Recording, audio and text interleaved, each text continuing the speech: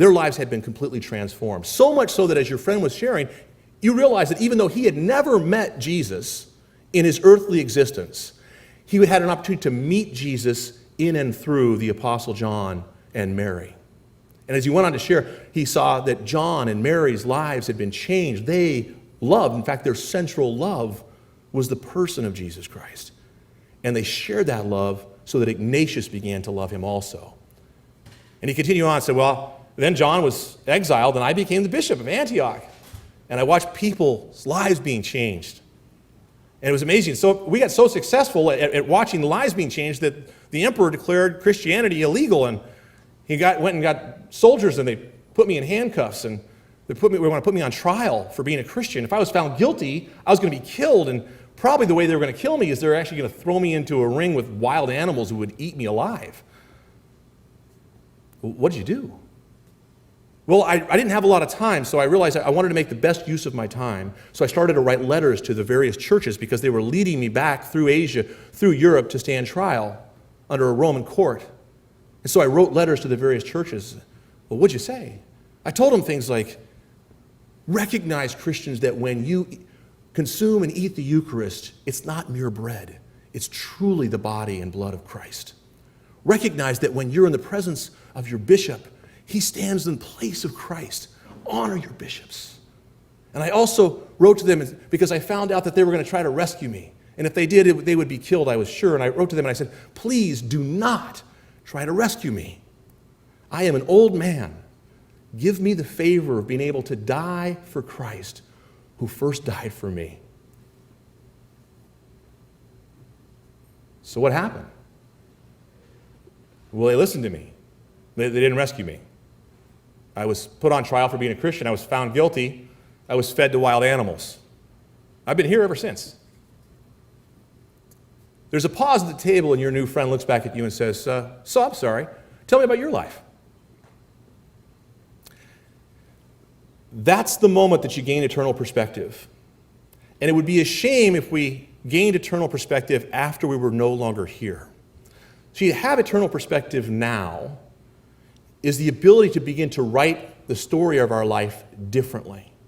To listen to the encouragement of Pope Benedict, who said that we are offered comfort by the world, but we weren't made for comfort. We were made for greatness. To be able to recognize the truth that St. Catherine of Siena said about each and every human person. She said, if you are what you're meant to be, you will set the world on fire. That is what the world is so afraid of. What the secular powers, those powers that are independent and sometimes opposed to and ignoring God's desire. Because humanity has always been trapped ever since the fall in a battle between two fundamental cultures. What has been called by many the city of man, which is the secular world that wants to ignore and sometimes live in open rebellion to God. And they stand in conflict and contrast to what has been called the city of God. Those men and women who have chosen to acknowledge God, to give him thanks, and to try to follow him and live in his ways. And the city of God has always been typified by a love and reverence for life. And the city of man has always been typified by a culture of death. And we have to choose. And the world doesn't want us to know that every single child in a mother's womb was created to be awesome, was created to set the world on fire. They want to say, well, they've got handicaps, or they're not wanted, or they'll be born into poverty. And all of those things deny the reality that God has and will and does commit great miracles in the lives of new children being conceived and born into the world throughout every generation. And that there's always been a sense that it's the people of hope who recognize that when we pass life and life's blessings on to the next generation, that's when we become what we're meant to be. People who care about those who are coming after us. So that's the eternal perspective. To have a sense that I could, in fact, I was created to live differently now, not to go with the flow. There's a danger, people always say, can't you just go with the flow? Curtis, you're a little radical here. I mean, can't we just go with the flow? Can't we just be polite and nice? We can go with the flow. And I've been struck by the reality of going with the flow. One of the things I've noticed, I live in Colorado, and we go up and we go trout fishing in the rivers and the creeks up in Colorado, and we'd be out there fly fishing. What I've noticed is the only trout that go with the flow are the dead ones. All the live trout swim against the current. That's how you stay alive. You swim against the current. Because the current in a broken world, and we live in a broken world, the current is leading in the wrong direction. We have to be men and women who are ready to swim against the current, who are willing to live differently, to recognize that it's not enough for us just to avoid evil. We actually have to help others live good, to live the good, to live well, to be able to recognize that I can not only avoid sin, as good as important as that is, but I actually have a responsibility to try to set whatever little sphere of the world I've been given, to set things right within that. That's what Ignatius did. That's what John did. That's what Mary did. That's what Jesus did, to recognize that. So if we're going to do that, how are we going to do that? How are we going to do it? And that's where I want to get to right here, because this is the essence of what I want to share with you, is that if time's this important, and I believe that it is, and that there's a right perspective and then there are broken perspectives about time, and to have the right perspective puts us in the right place to then start to think differently about what we're going to do and how we're going to do it. How do we leverage the time we have? Because you can do three things with time. You can do the same three things with your money.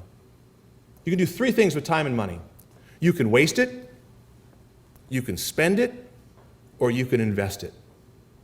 And my appeal to those who have a hunger to support life is that we need to be people who invest our time. How do we invest our time as opposed to wasting or spending it? Well, we don't waste it by getting caught up in frivolous things. There are more frivolous things going on in the culture today. I like to joke with my teenage sons that the United States is in great shape militarily as long as whoever comes to attack us wants to have a thumb war, because all they do is play Xbox. They've got the sharpest thumbs in the world, but if they actually had to do anything beyond that, we'd be in trouble. And so that's wasting time. I'm not going to say you can never waste time, but I'll go back to Shakespeare's quote, you can't kill time without injuring eternity. We don't have much, so don't waste it. How do you spend it? Well, you do good things and you spend your time. How do you invest it? You find ways to create environments where other people can work with you to expand and multiply your efforts. Because if you think about it, our culture lives in deep, deep poverty. Let's walk through an imaginary life cycle. Beginning, if you will, we'll kind of go through a circle, beginning with conception. We can't even begin to count how many children didn't get here because they were blocked through contraception. The mother and the father came together, and they were supposed to meet God in the marital embrace. And they told God, not tonight, it's just the two of us. We really don't want anybody else. And they said no to conception, the one thing that God could bring that they could never bring on their own, to the marital act. And they said no to him. And we can't even count those children, but there's a huge poverty there. But let's say you're lucky enough to be conceived. Congratulations, 1 out of 3 of you will be killed in the womb through abortion, another horrible form of poverty. But let's say you're one of the 2 out of 3 that is not only conceived, but is born. Congratulations, 1 out of 2 of you will go to bed hungry tonight without adequate clean water or basic medical care, because physical poverty is overwhelming in this world. But let's say you're lucky enough to be born into the first world and you're going to have enough food and medicine and clean water. Congratulations, you live in a culture where the family is falling apart, and you as a young person will have to deal with divorce and drugs and alcohol and pornography and the modern culture, which will try to pull you away from any practice of faithfulness to God so that you can then try to find somebody and start the cycle all over again with. And then you can walk through that life cycle. And Pope Benedict said this. He said that the purpose of evangelization, of sharing the good news of God, is to address poverty in all of its forms: spiritual, physical, material, emotional, whatever it is, to address poverty in all of its forms. That's one of the heart of the pro-life movement, is to recognize that, yes, this is a profound and fundamental issue of poverty, that children would be killed in the womb, but it's one manifestation of a deeper problem, that men and women, apart from a life in God, will be called into poverty. They will fall into a poverty of one form or another. And that Christianity, at its heart, has always taught the art of living, how to live and not be poor, even if you don't have a lot of money, to have spiritual richness. This is the heart of what it means to address the poverty of the world. And so how do we then fix everything, if everything from conception all the way around through natural death? I have a coworker of mine this year whose father-in-law was murdered in a hospital in the United States. He had a heart problem, but he was not in a persistent vegetative state. He was going to recover, and they pulled the fluids and the food from him and starved and dehydrated him to death over a period of about 3 days because his family had no faith and didn't see the problem. They just saw, that's a lot of money, and he's probably not going to be the same guy he used to be. And they killed him. So you can walk from conception to natural death and say there's not a place where there isn't dire poverty. In fact, I would say to you, whether it's the pro-life movement or defense of marriage, or if we want to battle pornography or drugs, or if we wanted to help adolescents navigate the storms, or if we wanted to work with youth and form young people, or if we wanted to protect and work with elderly people, you could spend the rest of your life doing any one of those things for love of God, and you wouldn't be wasting your time. You wouldn't be wasting your time. But how do you move from spending your time to investing your time? And that's where we have to recognize that we need to live. We need to use the precious moments of time, which we will spend the rest of eternity looking back on and saying, thank you, God, that you allowed me to welcome you into my use of time. We have right now the rest of our lives to choose how to leverage our time so that we can invest that. I know that one of the reasons we work with college students, because I believe that while none of these aspects in the life cycle are more important than the other, none of them, they're all infinitely important. And you can invest all of your time, and that would be great. But there is one that's more pivotal than all the rest. And I believe it's working with college students, because you can work with second graders, and we need to. But let's say that you reach a second grader and they want to live the rest of their life for others. It's going to take them a little while to get there because they're only in second grade. And we should work with people that are in geriatric hospitals, and we need to. But let's say that you reach one of them and they wanted to spend the rest of their life helping others. Well, they don't have a whole lot of life left to give. But if you reach college students, just like that, they can spend the rest of their adult life investing along with you. It's leveraged to go there because they can respond so quickly. Just a couple years earlier, their parents tell them what to do. Just a couple years later, their spouses will tell them what to do. But we have to recognize that right then they can turn on a dime. And so I've encouraged people to try to leverage a little bit of energy into recognizing that that's exactly where the baton pass takes place with young people, so that we can recognize this, because we need to recognize that unless all of us gather together and we begin to recognize we've got to build the city of God, we've got to construct the civilization of love and of life, not to criticize and condemn those we disagree with, but to shine light and truth into the darkness of their position. They're not the enemy. We wrestle not with flesh and blood, but with spiritual forces. We're battling fallen angels, not people who have been held captive to these bad philosophies. We're supposed to liberate them. Our goal here on earth when wrestling with humans is not to beat them, but to win them.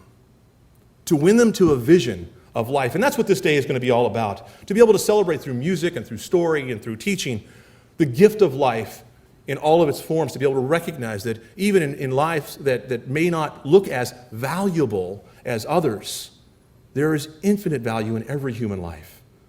There are infinite opportunities to watch how God uses human persons to draw greatness out of one another, because it's in the midst of sharing our lives with one another in the life of God that we become who we're meant to be. And if you become who you're meant to be, you will set the world on fire. Thank you.